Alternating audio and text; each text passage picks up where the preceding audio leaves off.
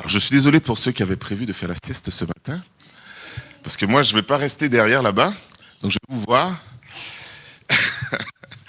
Donc, je ne vais pas enfoncer des portes ouvertes aujourd'hui, ou plutôt je vais peut-être enfoncer des portes ouvertes parce que je ne vais pas vous raconter une histoire que vous n'avez jamais entendue. Vous imaginez bien, on va parler de Pâques aujourd'hui. Mais avant de raconter l'histoire même de Pâques, j'aimerais vous parler d'un jeune homme. Parce que moi je travaille dans une école et vendredi, lorsque les parents, je faisais l'accueil et les parents ils partaient, il y a certains parents qui m'ont souhaité joyeuse Pâques. Et bien sûr, moi j'ai répondu joyeuse Pâques. C'était voilà normal. Et j'ai un de mes collègues qui a eu cette petite remarque. C'est pas très laïque tout ça. Bon, mais ça c'est sans oublier toute l'histoire qu'il y a derrière cette fête de Pâques. J'ai trouvé très intéressant que Pâques et Noël soient des fêtes très très proches de la famille. On va voir la famille, on passe beaucoup de temps en famille. J'ai trouvé ça très intéressant parce que c'est deux événements fondamentaux, très importants dans le message de l'évangile. Mais en fait, que mes collègues me titillent un petit peu sur ma foi, ça me gêne pas parce que moi je me dis, eh bien ça montre que il y a quelque chose là, qu'il y a une puissance dans le message de l'évangile. L'indifférence, ça m'a un peu plus inquiété en fait. La beauté du message de la Bible, et c'est là où je veux en venir, c'est que ce message n'est pas compliqué à comprendre. Il est même très simple. Il est puissant, mais simple. Il est à portée de tous. Et dans l'école où je travaille, il y a des enfants qu'on va qualifier de différents. Ils sont malheureusement pas sortis du même moule que la plupart des gens. Et c'est pas facile pour nous, les accompagnateurs, c'est pas facile pour les enseignants, c'est pas facile pour les parents, c'est pas facile pour eux non plus. Et ce matin, j'aimerais vous raconter l'histoire d'un de ces enfants qui s'appelle Jérémie. C'est une histoire vraie, ça s'est pas passé dans l'école où je travaille, mais cet enfant, lui, n'est pas sorti du moule, comme je vous l'ai dit tout à l'heure, le même moule que nous. Il est atteint d'une maladie chronique, en phase terminale, malheureusement. Cette maladie l'avait lentement tué pendant toute son enfance. Et les symptômes se voyaient sur son corps et aussi sur son cerveau. Mais ses parents avaient essayé de lui donner une vie comme celle des autres enfants. Donc ils ont décidé de l'inscrire dans une école avec d'autres enfants normaux. Et à l'âge de 12 ans, eh bien, le petit Jérémie était encore en CE1 avec d'autres enfants qui avaient 5 ans de moins que lui. Alors que tous ceux de son âge, eux, étaient déjà au collège. Et on disait qu'il était incapable d'apprendre. Et puis il faut dire que sa maîtresse, souvent, elle s'exaspérait. Parce que de temps en temps, il se tortillait sur son siège, il grognait, il bavait même parfois. Et puis à d'autres moments, ça arrivait que Jérémie, eh bien, il est ce petit éclair de lucidité. Et il parlait comme les autres enfants. Et on pouvait discuter normalement, clairement avec lui. Mais la plupart du temps, il faut le dire que Jérémie irritait sa maîtresse. Et c'est pourquoi un jour, sa maîtresse a décidé d'inviter ses parents à une rencontre. Les parents qui sont ici doivent connaître, savoir ce que c'est. On n'aime pas trop ça quand la maîtresse dit « Allô, j'aimerais bien vous voir ». Alors on se demande est-ce que c'est pour une bonne chose, une mauvaise chose, on ne sait jamais. Et puis il y a des maîtresses ici aussi qui doivent bien le savoir. Donc c'est pas le moment qu'on préfère dans la journée. Mais voilà, la maîtresse a invité les parents de Jérémie à une rencontre.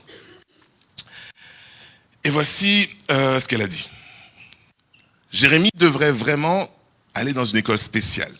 Ce n'est pas juste pour lui d'être avec des enfants 5 ans plus jeunes que lui et qui, eux, n'ont pas des problèmes d'apprentissage. Pour un parent, vous imaginez bien que ce n'est pas très facile à entendre.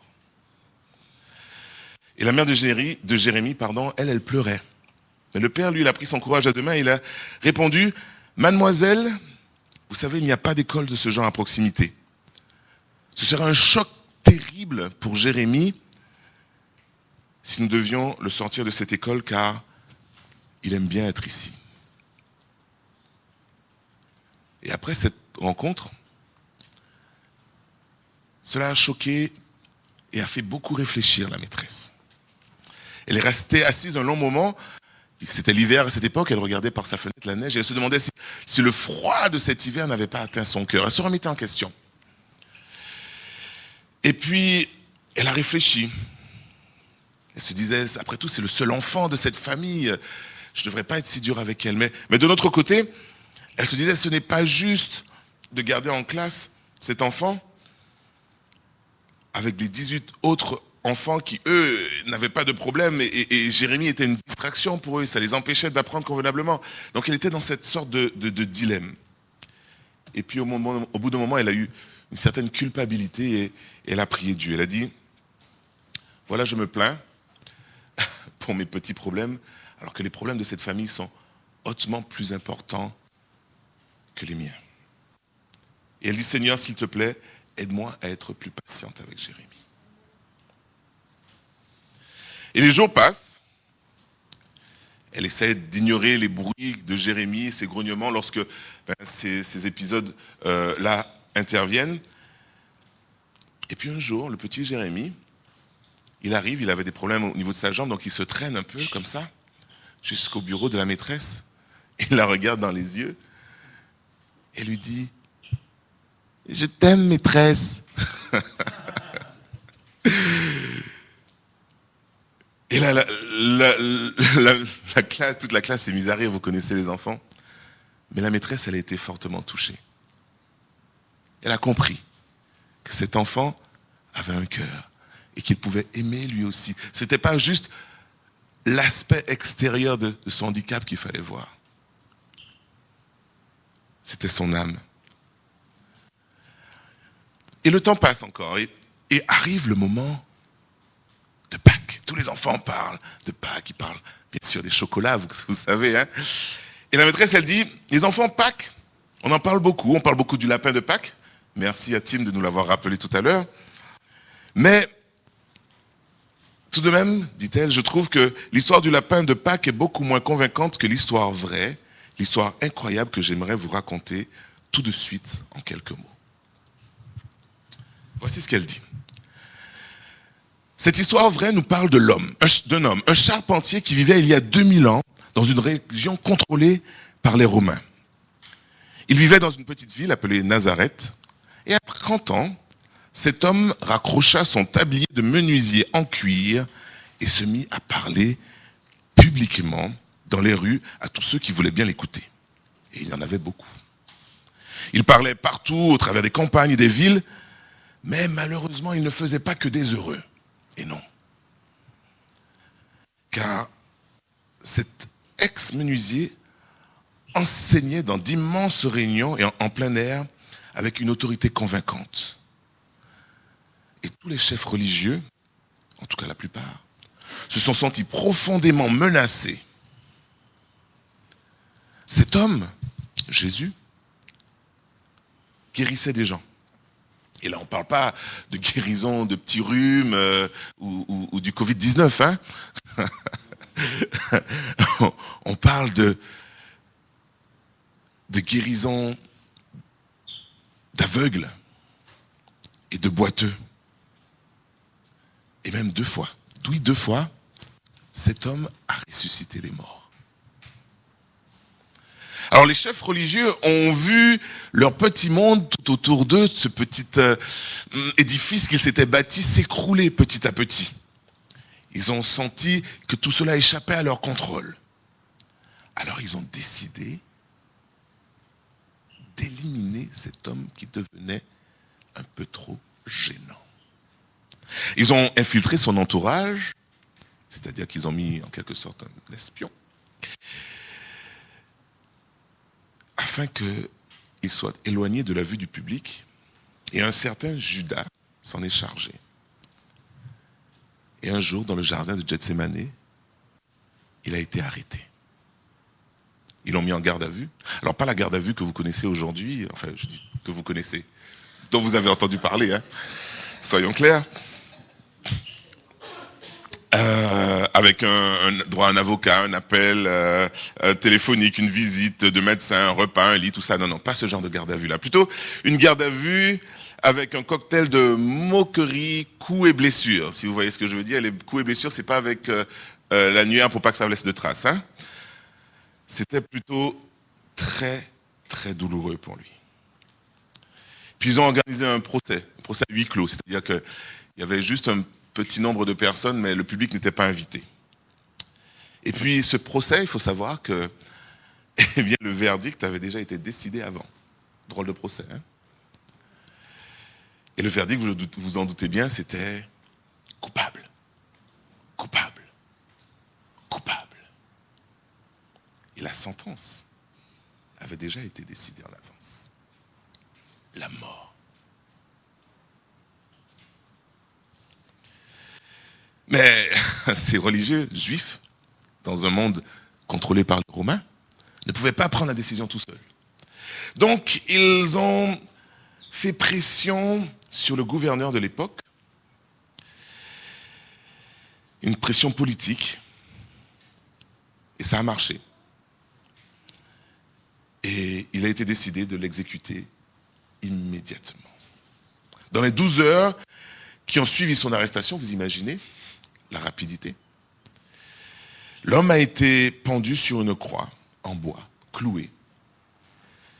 Et 6 heures plus tard, il était mort. Cet homme, Jésus, n'avait pas résisté à son arrestation. Il aurait pu. Je vous parlais de ses miracles tout à l'heure. Il avait une certaine puissance. Non, non, non. Et puis les gens lui disaient qu'il était un martyr d'une cause glorieuse, mais une cause sans espoir. Mais il se trompait. Il se trompait parce qu'en fait, dans tout ce qui venait de se passer, il y avait un grand espoir. Un très grand espoir. Parce que tout ce qui venait de se passer, Jésus l'avait prédit. Il avait parlé à ses partisans, ceux qui le suivaient, encore et encore.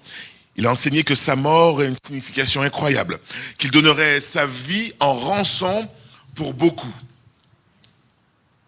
C'est-à-dire que sa mort, écoutez bien, paierait le prix de la libération d'une multitude de personnes qui étaient aujourd'hui, à l'époque, et aujourd'hui encore, esclaves de leur propre péché. Cette mort servirait à leur libération. Et lorsqu'il était sur la croix, croyez-le ou non, il a prié pour ceux qui étaient en train de le mettre à mort. Seigneur, pardonne-leur. Ils ne savent pas ce qu'ils font. Et puis il est mort. Et même un soldat qui était là, eh bien, qui l'a vu mourir, a dit, assurément, cet homme est le Fils de Dieu. Alors Jésus est mort un vendredi vers 3 heures de l'après-midi, au crépuscule. Il avait été enterré par un riche, l'un de ses disciples qui avait de l'argent et qui a acheté la tombe, une tombe solide, une tombe protégée par une énorme pierre qui fermait solidement l'entrée. Et le vendredi soir, le samedi toute la journée, eh bien son corps froid, mort, était dans cette tombe. Et puis, le dimanche matin, le jour de la Pâque, des femmes étaient venues pour achever l'enterrement précipité. Et on va lire dans la source de cette histoire, dans la Bible, ce qui s'est passé à ce moment-là. Marc, chapitre 16, versets de 1 à 6. Lorsque le sabbat fut passé, Marie de Magdala, Marie, la mère de Jacques, et Salomé achetèrent des aromates afin d'aller embaumer Jésus. Le dimanche, elles se rendirent au tombeau de grand matin, au lever du soleil. Elles se disaient entre elles, « Qui nous roulera la pierre qui ferme l'entrée du tombeau ?» Mais quand elles levèrent les yeux, Elles s'aperçurent que la pierre, qui était très grande, avait été roulée. Elles pénétrèrent dans le tombeau, virent un jeune homme assis à droite, habillé d'une robe blanche, et elles furent épouvantées. Il leur dit, « N'ayez pas peur, vous chercherez Jésus de Nazareth, celui qui a été crucifié. Il est ressuscité. Il n'est pas ici. Voici l'endroit où on l'avait déposé. » Les femmes trouvèrent le tombeau, dites-le avec moi, vide. Vide. Vide. Complètement vide. C'est extraordinaire, n'est-ce pas? Jésus l'avait dit qu'il rebâtirait le temple en 3 jours. On n'avait pas cru, on n'avait pas compris, mais c'est ce qui s'est passé. Il n'était pas là, il était ressuscité. Et au cours des 40 jours suivants, il a apparu à d'autres disciples, même à environ 500 personnes à la fois. Et puis il a quitté la planète Terre avec une promesse. Il va revenir. Il va revenir.